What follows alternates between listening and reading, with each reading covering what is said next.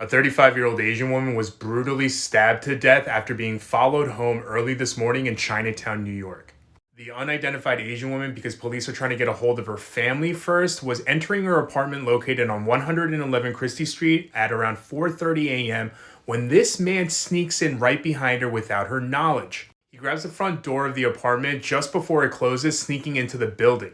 He follows her up the stairs to a 6th-floor apartment where he stays about a floor behind her so that she doesn't notice, and with her front door just before it closes, he forces himself in.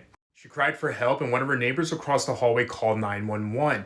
2 officers that were nearby at the time even tried to break into her apartment while she was still screaming, trying to even use a sledgehammer, and unsuccessfully were not able to get into her home. Those officers actually had to wait for NYPD's emergency services unit to come bust down her door.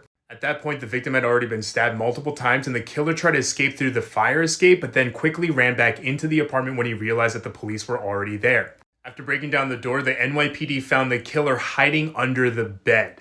The killer is a homeless man with 3 current open cases, one of which is a 3rd-degree assault, which is not eligible for bail. However, he was still released from jail without having to pay any bail. Not only did he physically assault another woman in May of last year, but he has a history of trying to escape police custody, and they let him out. And surprise, he didn't show up for his court date. If the justice system didn't fail, then this murder wouldn't have happened this morning. The only other information other than her age that has been released about the victim is that she is a digital producer who is originally from New Jersey, and she had just moved into the apartment building just a year ago.